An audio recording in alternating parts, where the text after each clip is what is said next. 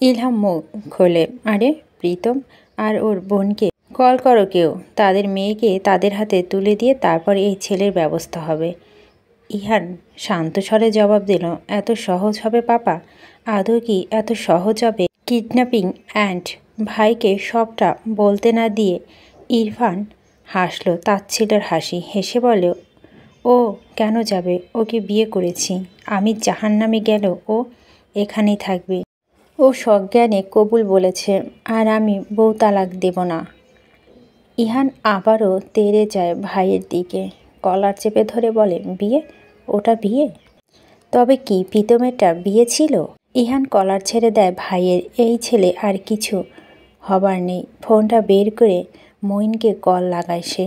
ঠিক 5 মিনিটের মাথায় শান্তি নেড়ে অন্দরমহলে পা রাখে প্রেরণা। ইনায়াও এসেছে তার পিছু পিছু। ওরা সবাই দরজার দিকে দৃষ্টি দিল। বিধ্বস্ত প্রেরণা গায়ে ধূসরাঙা শাড়িটা এখন অবধি পাল্টায়নি, কুচি এলোমেলো হয়ে গিয়েছে, চেহারা মলিন। সদর দরজা পা রাখার সাথে সাথে প্রেরণা গা থেকে জুতো খুলে হাতে নেয় তার।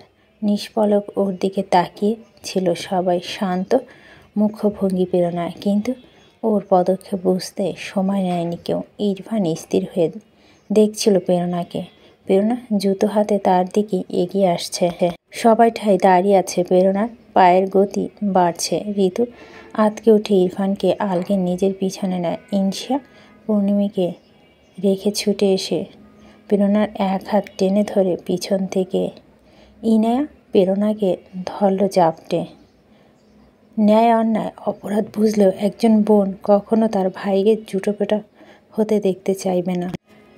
তারা যতই অবুঝ কিংবা জ্ঞানী হোক, বোনদের কাছে এই দৃশ্য অসহনীয়। প্রেরণা দাঁতে দাঁত চেপে ইনশিয়া আর ইনায়াকে বলে, ছাড়ো আমাকে। গলা কাঁপছে প্রেরণার। ঋতু ইরফানকে আলগে রেখে কেঁদে উঠে প্রেরণাকে বলে, মা আমার রয়েছি তো, ওর বিচার হবে, তুমি শান্ত হও। ইনশা চেঁচিয়ে প্রেরণাকে বলে উঠে, আপু সবাই আছে, পৌর্ণমি ইজ সেফ নাও, আপনি শান্ত হন। স্বামী আলো একে অপরের দিকে অসহায়ের মতো তাকায়। প্রেরণা তবু দমছে না। কিছুক্ষণ ধস্তাধস্তির পর ডুকরে কেঁদে উঠে সে ঋতুর দিকে তাকিয়ে বলে, কি শান্ত হব আমি, কি শান্ত হব? আপনার এই জানোয়ার ছেলেটা কি করেছে জানেন? এমন একটা মেয়েকে নিজের প্রতিহিংসার শিকার বানিয়েছে যে অলরেডি ডেড। আমি শান্ত হব? কি আশা করছেন আমার থেকে? কতটুকু মাহাত্ম আশা করছেন? সরি, আমি মহান নই। পৌর্ণমীকে এবার আলো আলগে নেয়। মেয়েটা ঢোল ছিল।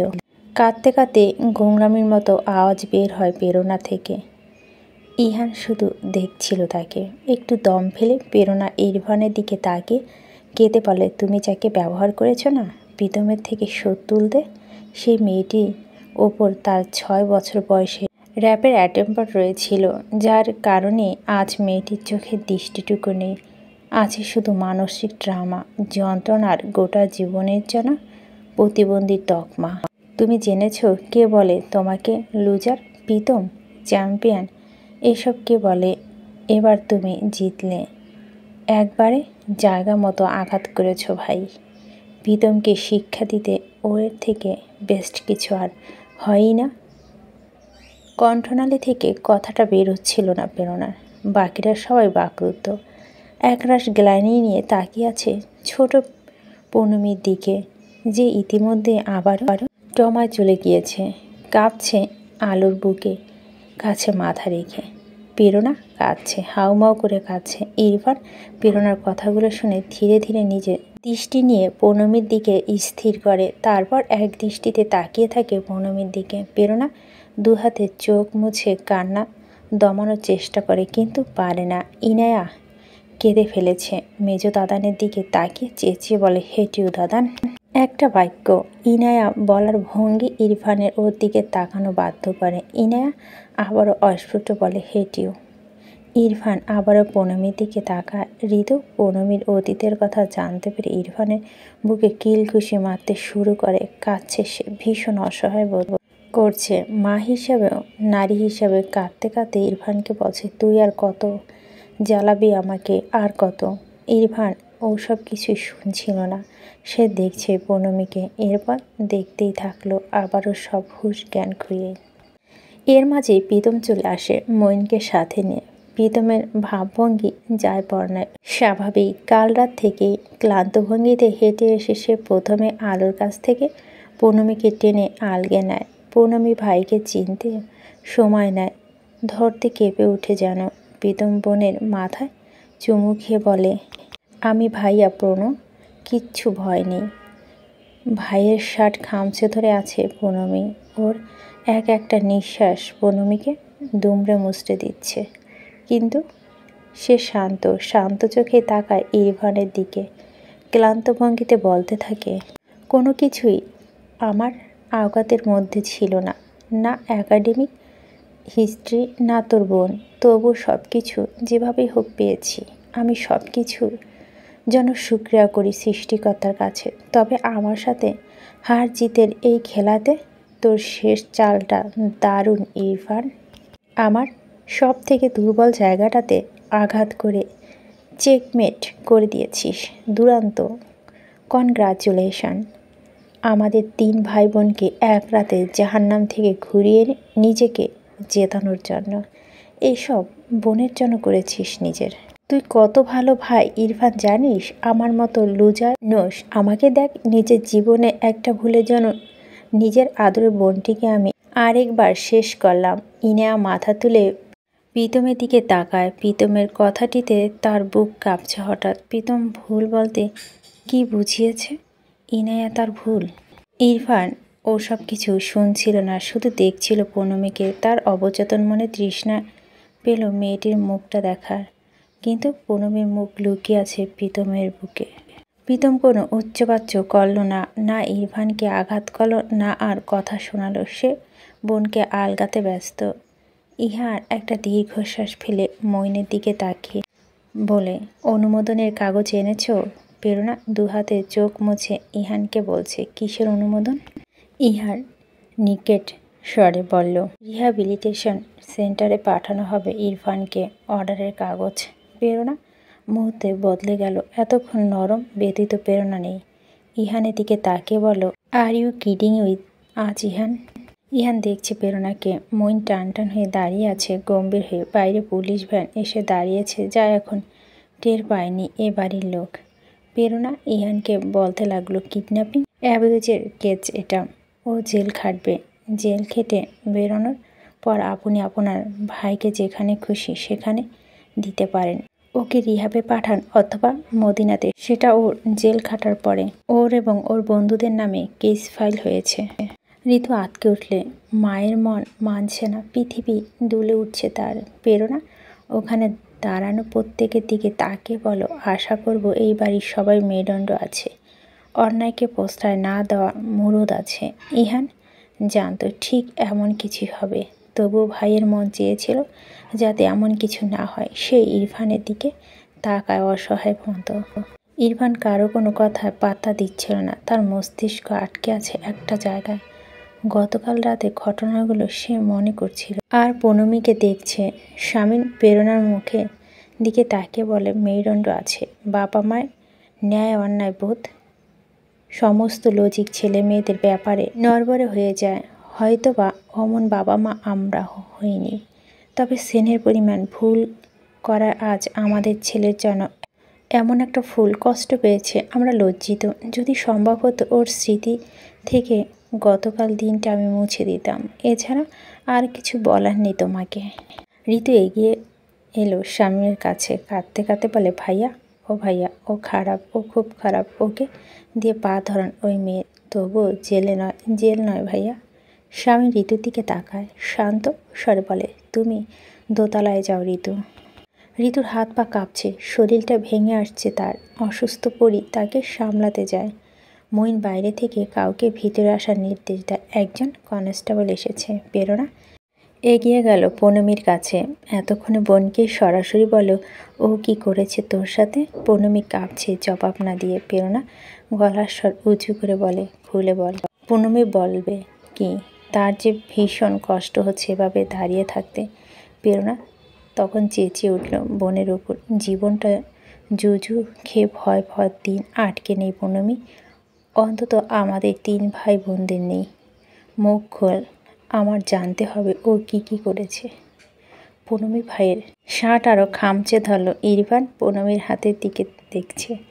প্রেরণা পুনমির হাত ধরে হ্যাঁচকা টেনে বলল, চল থানায় যাবি আমাদের সাথে। ক্ষণে ক্ষণে কঠোর হচ্ছে প্রেরণা।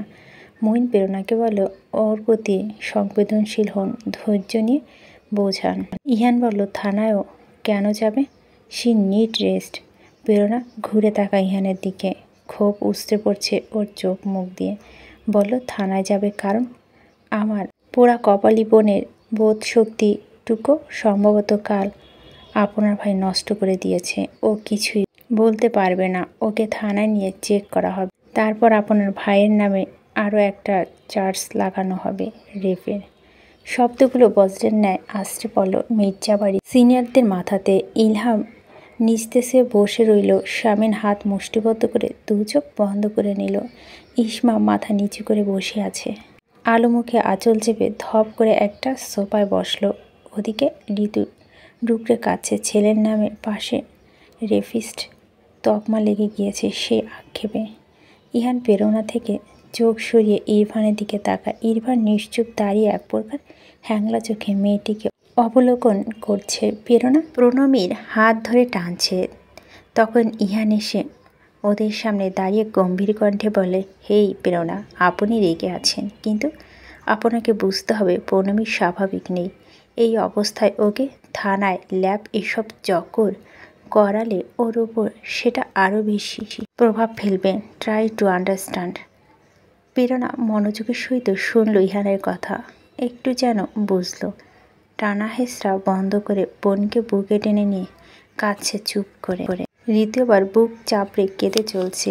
ইলহাম মেজাজ দেখে ইনশাকে বলে, এই ওকে দোতলায় নিয়ে যা তো মা, ভাল লাগছে না এসব, যা।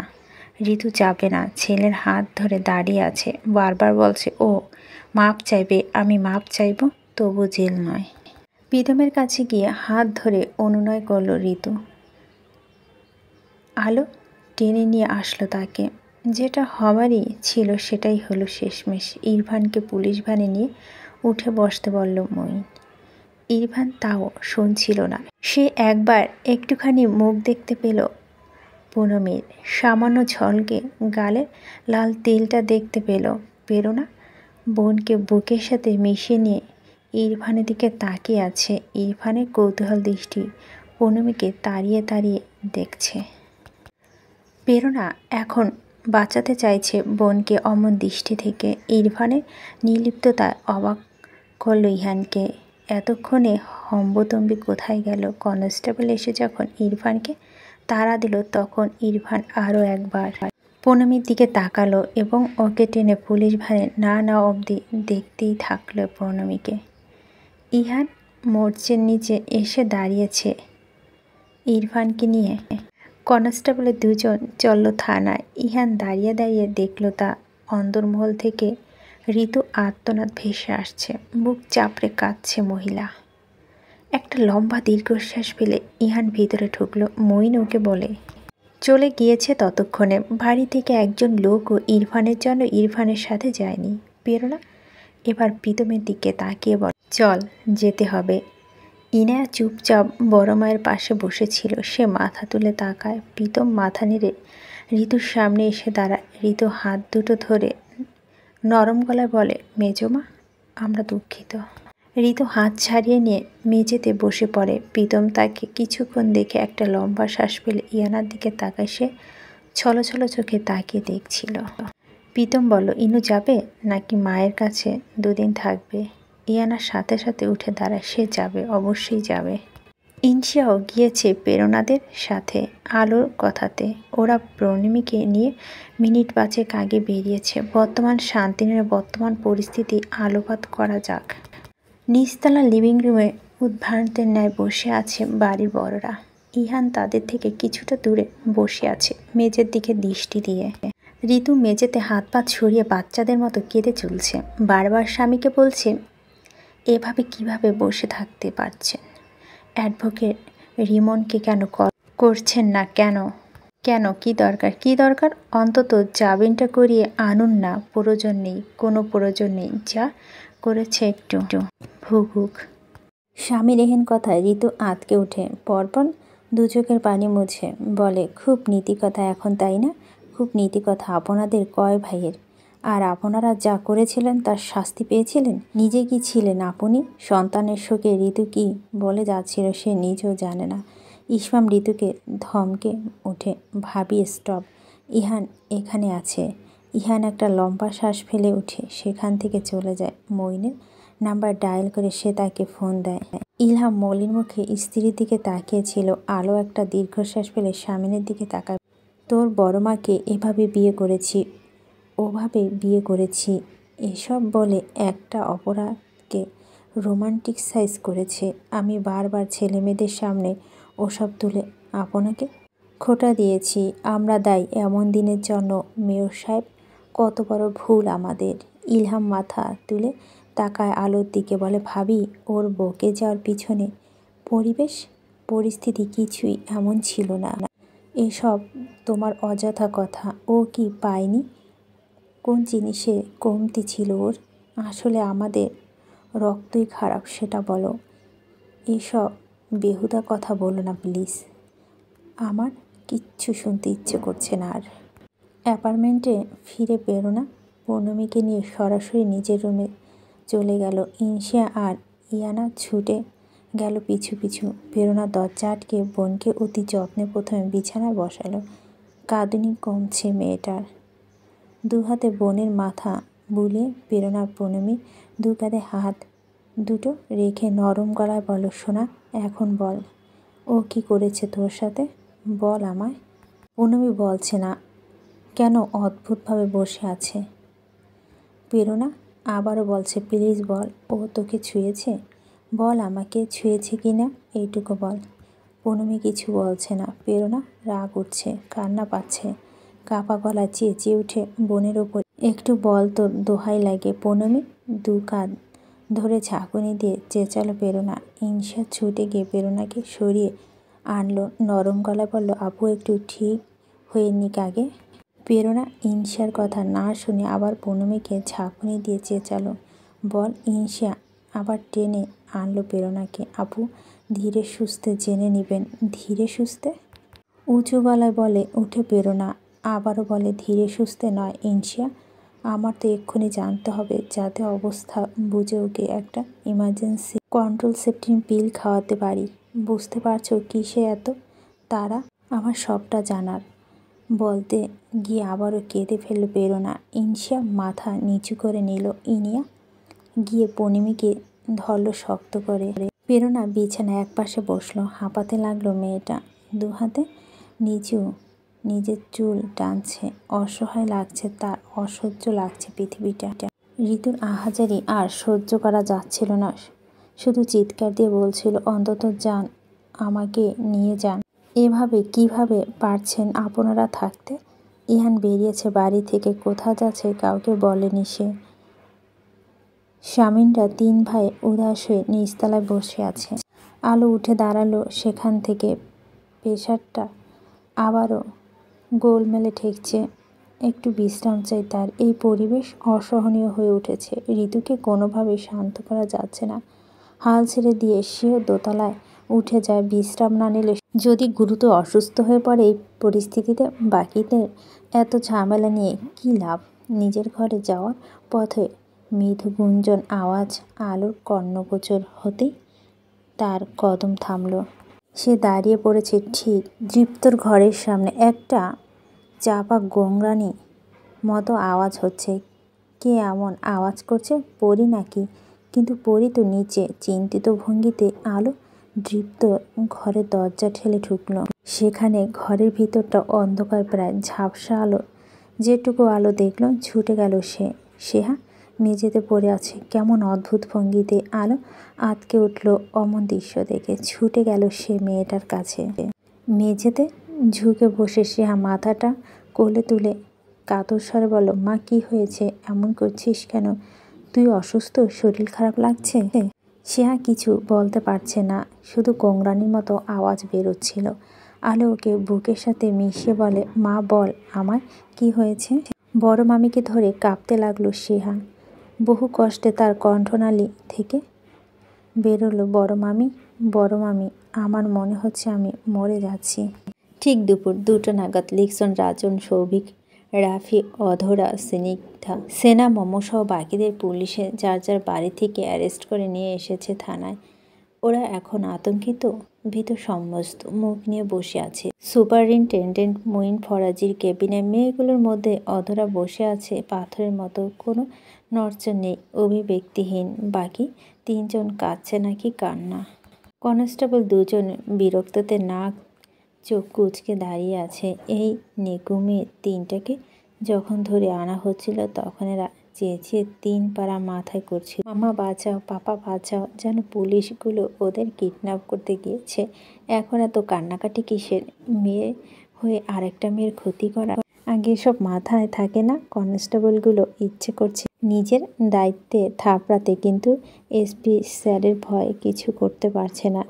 নাকি কান্নার শব্দ জোরালো হচ্ছে, যেন নাক দিয়ে বাঁশি বাজিয়ে চলছে। মই বিরক্ত করে মেয়েগুলোর দিকে তাকায়, কিছুক্ষণ ওদের 3জনকে দেখে বলে ওঠে, তোমাদের বয়স 26 বছর, যথেষ্ট বুঝদার। এই ধরনের ঘৃণা অপরাধের সাথে দিলে কি শাস্তি সেটা একবার মাথায় এলো না? আমি ভেবেছিলাম বাবা মা শিল্পপতি, বড় ঘরে ছেলে মেয়ে, তাই কেউ কিচ্ছু করতে পারবে না।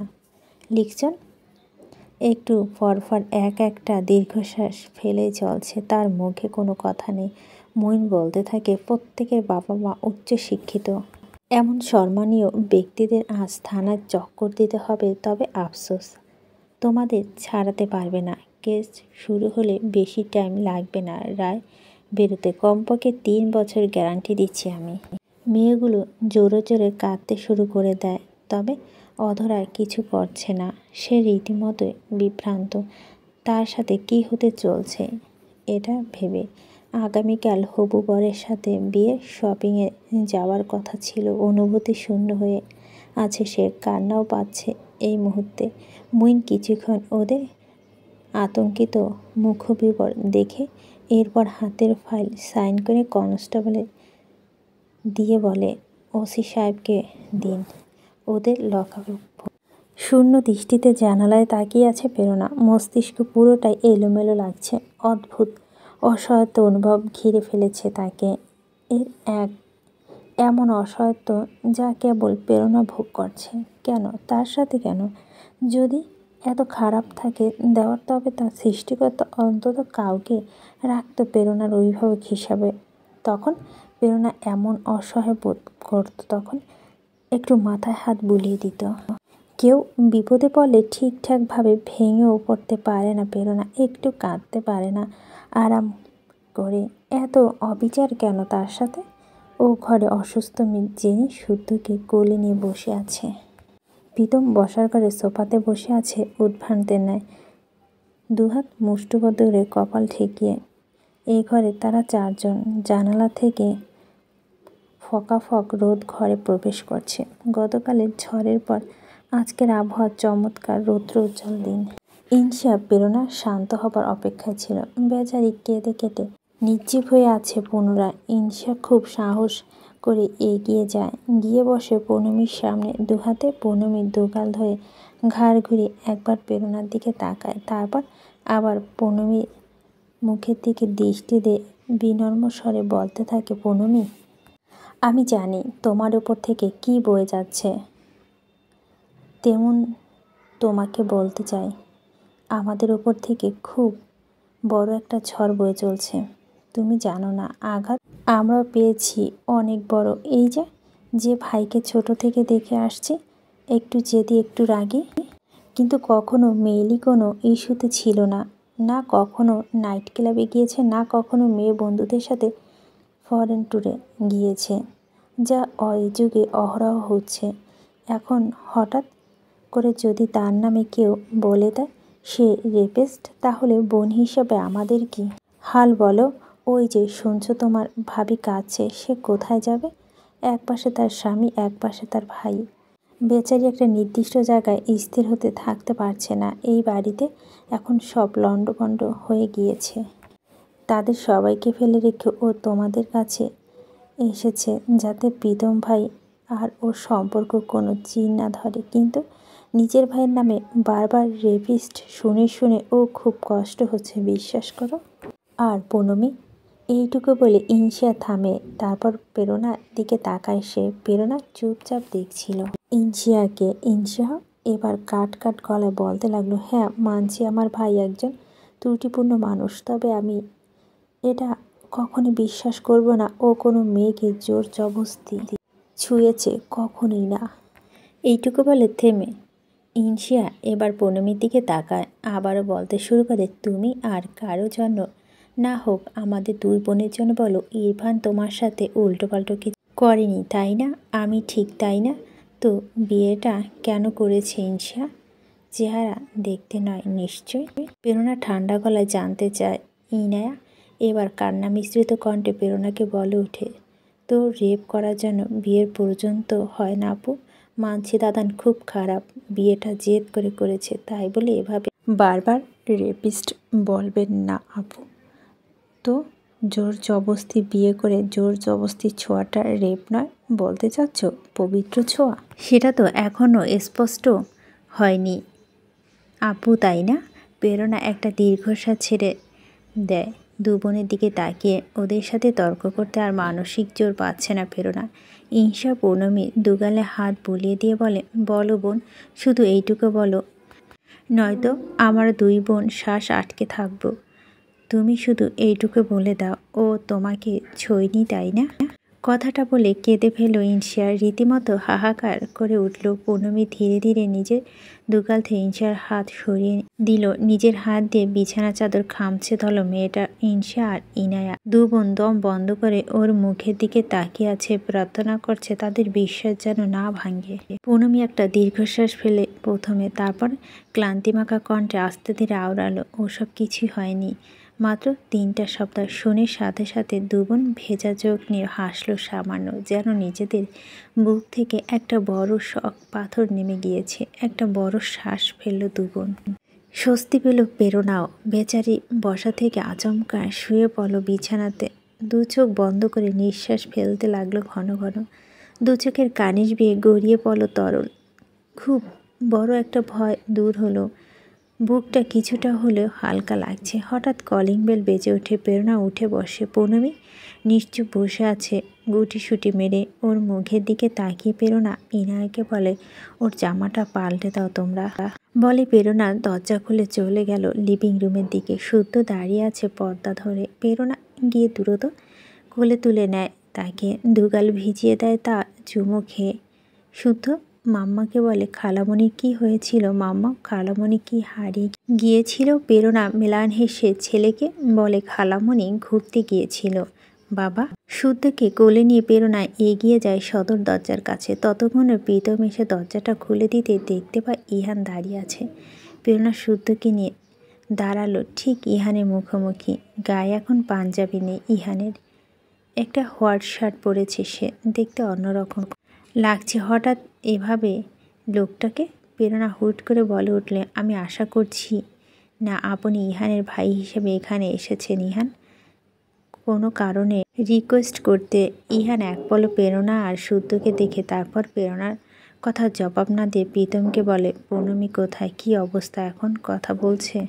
ঘরে আছে, বসুন ভাইয়া। ইহান বসে না, প্রেরণার দিকে চেয়ে বলে, ওর কাছে একটু যেতে পারি? প্রেরণা এক পলক ইহানে দেখে, মাথা নেড়ে পৌনমি ঘর দেখিয়ে বলে, যান, আপনার বোনেরাও রয়েছে। ইহান চোখে মুখে সংকোচ নিয়ে এগিয়ে যায়। দরজা নক করতে ইনিয়া দরজা খুলে দেয়। পৌনমি জামা বদলে নিয়েছে ইনশিয়া। বিছানায় বসে আছে চুপটি করে মেয়েটা। ইহান ঘরের ভিতরে পা রেখে এগিয়ে যায় পৌনমির কাছে। কিছুক্ষণ দেখল মেয়েটাকে, তারপর পকেট থেকে দুটো চকলেট বের করে পৌনমির হাতে রেখে বলে, চকলেট পছন্দ করো তুমি? প্রীতম বলছিল। পৌনমির হাতের মুঠে চকলেট দুটো ধরে বসে থাকে। ইহান স্বাভাবিক গলায় বলে, তোমার গানের প্রশংসা শুনলাম ইনায়া থেকে, আমি ভীষণ উদ্গ্রীব হয়ে আছি। গান শুনতে তোমার সামনে ইনু প্রীতমের রিসিপশন শুনবো। চুপ হয়ে রয় পূর্ণমী। ইহান একটা হাত পূর্ণমীর মাথায় বুলিয়ে ইনশিয়ার দিকে তাকায়। চল বেরোই। কোথায় যাব? ইহান বলল না কিছু, শুধু ইনুর দিকে তাকিয়ে বলো খেয়াল রাখিস ওর। তারপর ইনশিয়াকে নিয়ে ও ঘর থেকে বেরিয়ে প্রেরণাদের লিভিং রুম পর্যন্ত এসে দাঁড়িয়ে পড়ল। লিভিং রুমে প্রেরণা ঝগড়া করছে সম্ভবত কারোর সাথে। প্রীতম তাকে আটকাচ্ছে বারবার। 7 তলায় অ্যাডভোকেট আঙ্কেলের ওয়াইফ এসেছিল সমবেদনা জানানোর তাগিদে, সাথে আরও 2 জন প্রতিবেশী। ওনারা এসে স্থান কাল পাত্র না বিবেচনা করে প্রেরণাকে বলতে শুরু করে, আল্লাহর কাছে শুকরিয়া করো, বাজে উদ্দেশ্য নিয়ে যায়নি। বিয়ে করেছে। প্রেরণা মেজাজ বিগড়ে গেল। সে আগুনে ঘি ঢালানো 6 তলা এক আন্টি ইনিয়ে বিনিয়ে বলতে লাগলো, রাগ করো না প্রেরণা, ওই পরিবার সুপরিচিত একটা। পূর্ণমী একটা ভালো মেয়ে, কিন্তু ওর প্রতিবন্ধকতা তো অস্বীকার করতে পারো না তুমি। এমন বাড়ির ছেলে ও কি বিয়ে করেছে, ওকে কখনো অমন বাড়িতে বিয়ে দিতে পারতে? ইলহাম মির্জার ছেলে, স্বামী নিয়াসার ভাইপো। প্রেরণা বেশি একটা উচ্চবাচ্য করল না। আর ইনশিয়া ইহানের সামনে শুধু কণ্ঠে একরাশ ক্লান্তি আর ঘৃণা নিয়ে মহিলা 3 জনকে ওদের সামনে বলল, আমার বোন প্রতিবন্ধী, ওর প্রতিবন্ধকতা রয়েছে, তাই ওকে বিয়ে দিলে একজন পঙ্গুর কাছে দেব, যার অত্যন্ত মস্তিষ্ক কাজ করে, কোনো রাজার উন্মাদ রাজকুমারের সাথে নয়। কিন্তু বিয়ে তো শুনলাম হয়েছে প্রেরণা। ওটা বিয়ে নয়, আপনারা জানান আমরা খুব ক্লান্ত। ইহান আর ইনশিয়া প্রেরণার কথাগুলো শুনে একে অপরের দিকে তাকায়। তারপর 2 ভাই বোন নিচু স্বরে প্রেরণাকে আসছি বলে অ্যাপার্টমেন্ট থেকে বেরিয়ে যায়। বিপদের মধ্যে আরেক বিপদ। সেহা ভীষণ অসুস্থ সেই সকাল থেকে। ঋতুবাদে বাড়ির প্রত্যেকে ভীষণ ছোটাছুটি করছে মেয়েটার কাছে। আলো সকালবেলা সেহাকে ওভাবে পড়ে থাকতে দেখে স্বামীনকে ডেকে নেয়। স্বামীন সেহাকে মেঝে থেকে 5 কোলে করে তুলে বিছানায় শুয়ে দিয়েছিল। দীর্ঘ সময় কেঁদে চুপ হয়ে যায় সেহা। 3 মামার দুশ্চিন্তার শেষ নেই তাদের একমাত্র ভাগ্নিকে নিয়ে। বারবার জিজ্ঞেস করছে কি হয়েছে। সেহা বলছে, খুব বাজে একটা দুঃস্বপ্ন দেখে ঘুম ভেঙেছে মামা। তোমরা তো জানো আমার এমন হয়। সেহা 3 মামার আর 2 মামি বিশ্বাস করল সে কথা। ঈশিতা মরার পর থেকে মেয়েটা এমন হয়েছে, ঠিকঠাকভাবে ঘুমাতেও পারে না। প্রায় সব মাকে স্বপ্ন দেখে কান্নাকাটি করে, অসুস্থ হয়। সেহা ক্লান্ত রুগ্ন কণ্ঠে সবাইকে বলল, তোমরা এখন বাড়াবাড়ি করছো, আমি নিত্য মরা। এত টেনশন করছো কেন? যাও মেজো মামিকে সামলাও, আমি ঠিক আছি। রেগে ধমকে 3 মামাকে ঘর থেকে বের করল সেহা। আলো পরি কিছুক্ষণ বসে রইল। মেয়েটাকে নিয়ে দুশ্চিন্তার শেষ নেই তাদের। তার প্রধান কারণ সেহা অতিরিক্ত ইন্ট্রোভার্ট। ওরা কখনোই চেষ্টা করেও সেহার সুবিধা অসুবিধা আন্দাজ করতে পারেনি, কখনোই না, যতক্ষণ না মেয়েটা নিজের মুখে খুলে কিছু বলতো। তবে এই ব্যাপারে ইরফান ছিল বেশ দক্ষ। ওর মতো করে সেহাকে কেউ বুঝতে পারতো না এই বাড়ির। সেহা নিচু স্বরে তার 2 মামিকেও বেরিয়ে যেতে বলল, একটু বিশ্রাম নেবে সে। ওরা 2 চলে যাবার পর শোয়ার থেকে উঠে বসল সেহা। গায়ে ওড়না খুঁজে পাচ্ছে না, কোথায় ওড়না রেখে উঠে দাঁড়ায় সে। খেয়াল করলো শরীরটা কাঁপছে খুব, সকাল থেকে কিছু না খাওয়া ফল। চোখের চশমাটা খুলে রেখে ধীর পায়ে হেঁটে ওয়াশরুমে ঢুকে চোখে মুখে পানি দিল সে। এরপর বেরিয়ে এসে এক তোয়ালা হাতে নিয়ে মুখটা ভালো করে মুছে নিয়ে ফোনটা হাতে তুলে নেয়। শান্ত নাম্বারে ডায়াল করে কল দেয় সে। ফোনটা রিসিভ করে ওপাশ থেকে শান্ত তাড়াহুড়া লাগিয়ে দেয় লিফট। মা, ফ্ল্যাটে ঢুকে কল ব্যাক করি। সেহার ঠোঁট কাঁপছে, চোখ মুখ ঘিচিয়ে একটা লম্বা শ্বাস ফেলে বলো, বাবা। মেয়ে স্বভাবসুলভ ডাক শুনতে না পেয়ে শান্ত ভুরু কুঁচকে ওঠে। বুকটা কেমন করে উঠল হঠাৎ। পর মুহূর্তে উদ্বিগ্ন হয়ে জিজ্ঞেস করলো, কি হয়েছে মা? শরীর খারাপ? তুমি অফিস থেকে ইমার্জেন্সি লিভ নিতে পারবে, এয়ারওয়েতে তাড়াতাড়ি এসো। নিস্তেজ কণ্ঠে সেহা বলো, কেন? অবাক হয়ে যায় শান্ত। সেহা জোরালো কণ্ঠে বলতে থাকে, আমি যেতে চাচ্ছি এখান। শান্ত ভীষণ অবাক, বলতে লাগলো, তো ছুটি পেয়ে কত নাচলি, পুরো ছুটি নাকি মামাবাড়িতে কাটাবি বললি? বাবা বাবা এসো, নিয়ে যাও আমাকে প্লিজ, এইটুকু বলতে পারল সেহাত। তারপর ফোন কেটে সে। শান্ত ফোনটা হাতে নিয়ে স্ক্রিনের দিকে তাকিয়ে থাকে নিষ্পলক। স্ক্রিনে ঈশিতা, শান্ত আর শেয়ার একটা ফ্যামিলি ফটো। সেটাতে শেয়ার ফোকলা দাঁতের হাসি ছিল। এমন করে মেয়েটা এখন আর হাসে না, কেমন বড় মহিলাদের মতো আচরণ করে সবসময়।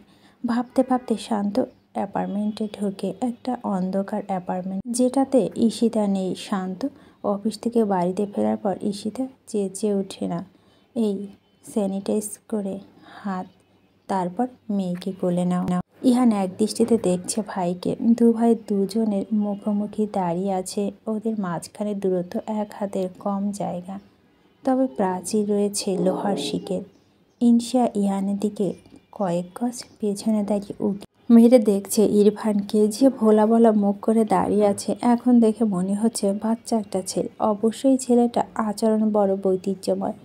একরকম আচরণ করে, বিরক্ত হয়ে গেলে আচরণ বৈচিত্র্য নিয়ে আসে। এই যে এখন দেখে মনে হচ্ছে ভাজা মাছটা উল্টে খেতে জানে না। ইরফানের পিছনে ওর বন্ধুরা বসে আছে মেঝেতে, প্রত্যেকের পরনে হুডি আর 3/4 প্যান্ট। অভিযোগের ভিত্তিতে যাকে যেভাবে পেরেছে পুলিশ বাড়ি থেকে ধরে এনেছে। এরা অবিকল ইরফানের মতো গোবেচারা মুখ করে বসে আছে। এই গ্যাংয়ের ভণ্ডামি দেখে ইনশিয়া রীতিমতো অবাক। তার কাছে মনে হচ্ছে শুধু ইরফান নয়, এদের প্রত্যেকে 3 মাস করে রিহ্যাবিলিটেশন সেন্টারে রাখা উচিত। ইহান ভাইয়ের দিকে কিছু সময় শান্ত চোখে তাকিয়ে থেকে প্রথমে যে কথাটি বলল তা হলো, কিছু খাবি? ইরফানের বন্ধুরা মাথা তুলল। ইহান তাকিয়ে আছে ইরফানের দিকে, জবাবের অপেক্ষায়। ইরফান কিছুক্ষণ চুপ থেকে বলে ওঠে, 1 প্যাকেট সিগারেট কিনে দাও। ইহান বিমূঢ় চেয়ে রয় ভাইয়ের মুখের দিকে। ইরফান দাদানের অমন দৃষ্টি দেখে সাথে সাথে হেসে বলে ওঠে, আই ওয়াজ জোকিং, ডাবের পানি খাবো। ইহান তবুও তাকিয়ে রয় ভাইয়ের দিকে। ইরফান বলে, আমি সত্যি মজা করছি দাদান, ট্রাস্ট মি, এবার আমাকে বিশ্বাস করতে পারো। এই লোহার শিক ছুঁয়ে বলছি। ইহান একটা লম্বা শ্বাস ফেলে ইরফানের বন্ধুদের দেখলো, গম্ভীর হয়ে বলল, তোমরা কিছু খাবে? আমরাও ডাবের পানি, ভয়ে ভয়ে আমতা আমতা করে বলল ওরা। ইহান বলতে লাগলো, খেয়ে নাও, কেস শুরু হলে রায় হতে বেশি টাইম লাগবে না। তার আগে যার যা খেতে ইচ্ছে হবে বলবে। ইহান কথাটা বলেছে ক্রোধে। ওরা সবাই মিয়ে গেল শুনে। লিকসন ওদের গ্যাংয়ের দয়ালু খ্যাত ব্যক্তি নিশ্চিন্ত গলায় বলল, ভাইয়া মেয়েগুলো কি 7 বছর জেল হবে? আই মিন ওরা তো কেউ সরাসরি ইনভলভ ছিল না। আর অধরা, ওর তো নেক্সট উইকে বিয়ে। ইহান তাচ্ছিল্য হাসি হাসলো লিকসনের কথায়। দৃষ্টি সরিয়ে ইরফানের মুখে রাখলো। শ্যামলা রঙের ক্লিন শেভ করা গাল দুটো লাল লাল হয়ে আছে এখনও জ্বরের আঘাতে, কিন্তু মুহূর্তেই সেদিকে তাকিয়ে থেকে ইহানের শক্তপোক্ত হাতটা তার আনমনে ইরফানের গালে রাখে।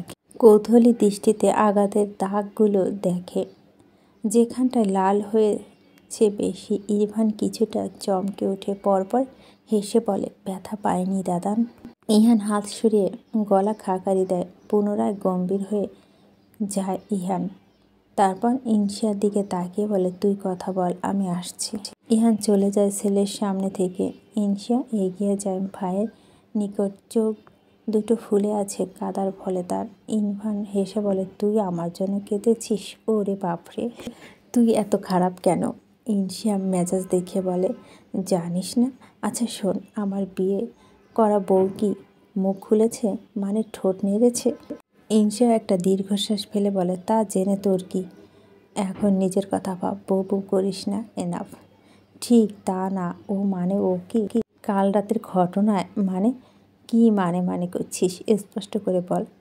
বিরক্ত ইনশিয়ার কণ্ঠ। ইরফান একটা লম্বা শ্বাস ফেলে নিচু গলায় ইনশিয়াকে বলতে থাকে, একটা ছোট্ট কাজ করবি? তোর তো ভালোই খাতির ওদের সাথে। ও বাড়িতে যাবি, তোর ভাবির কানে কানে গিয়ে বলবি, আমি গতকাল রাতে এক মুহূর্তের জন্য ওকে ওই চোখে দেখিনি, যেমনটা ওর বোন আমাকে অপবাদ দিল। মানে এমন কোনো চিন্তাও আসেনি আমার মাথায়। না আমি ওই মনোভাব নিয়ে ওকে ছুঁয়েছি, যেটা ওর 6 বছরের সময় হয়েছিল। ওর লাইফে জাস্ট একটা বাজে অ্যাক্সিডেন্ট ঘটিয়ে দিয়েছি আমি রাগের মাথায়। তবে ওর ছোটোবেলা দুর্ঘটনা পুনরাবৃত্ত হয়নি, এটা ওকে বলবি।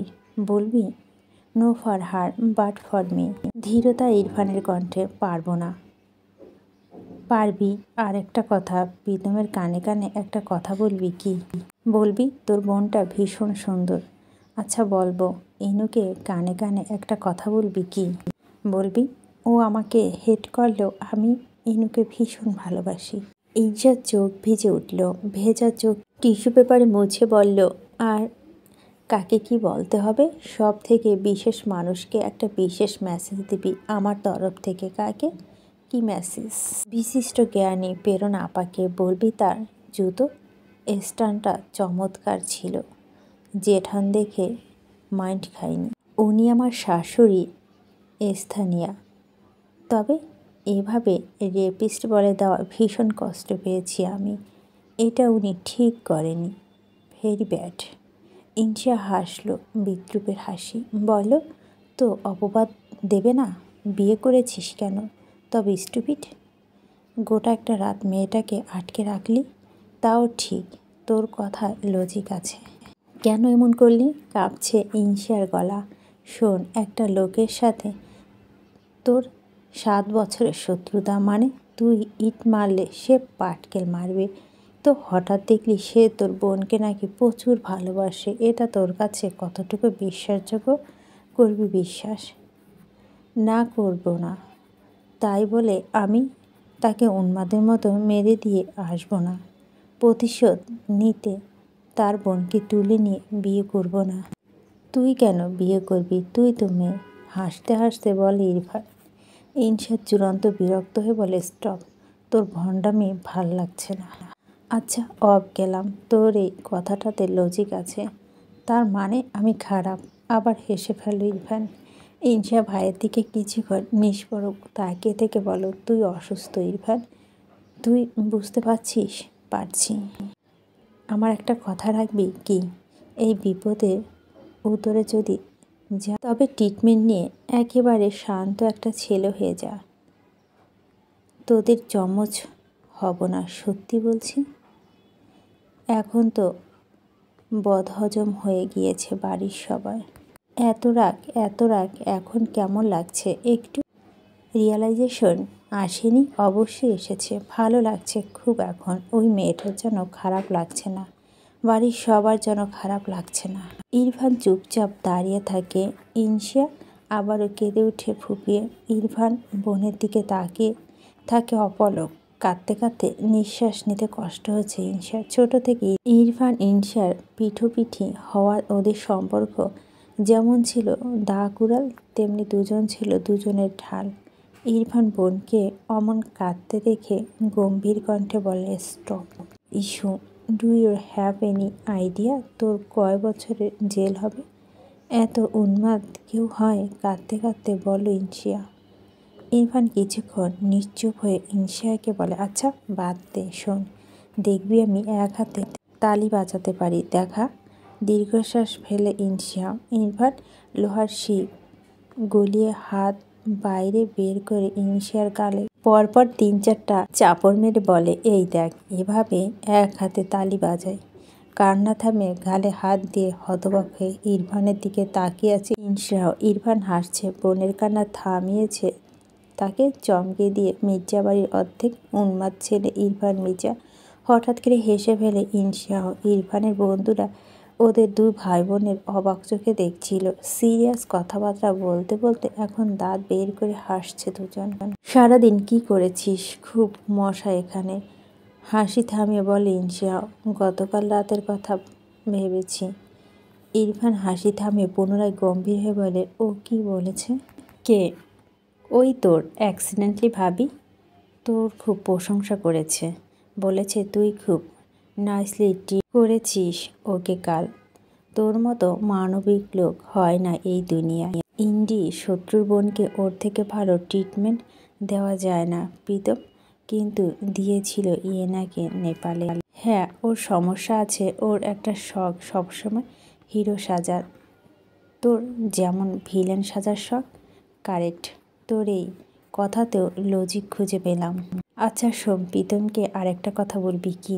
বলবি এবার ওর সাথে যেতে ভালো লাগেনি। ঈর্ষা এক দৃষ্টি দেখছে ভাইকে। ইরফান খুব দ্রুত মুখভঙ্গি বদলে তাকে বলে, আচ্ছা শোন না, দাদানকে ভয়ে বলতে পারিনি, আই নিড আর সিগারেট, তুই একটা দিয়ে যা। দুঃখী দুঃখী মুখ করে ইরফান বলল। ঈর্ষার চোখ ছোট ছোট করে ভাইয়ের দিকে তাকিয়ে আছে হতভম্ব হয়ে। এর মাঝে ইহান এলো ডাবের পানি নিয়ে। ইহান ওদের দুজনকে ওভাবে নিচু স্বরে ফুসফুস করতে কথা বলতে দেখে বলো, হোয়াট? ঈর্ষা আচমকায় ছেলের সিঁড়ি গলিয়ে হাত ঢুকে ইরফানের চুল খামচে ধরে ঝাঁকুনি দিয়ে চেঁচে বলো, ভালো হ, ভালো হ স্টুপিড, ভালো হ দাদান, এখান থেকে চলো, এই উন্মাদকে আমার আর সহ্য হচ্ছে না।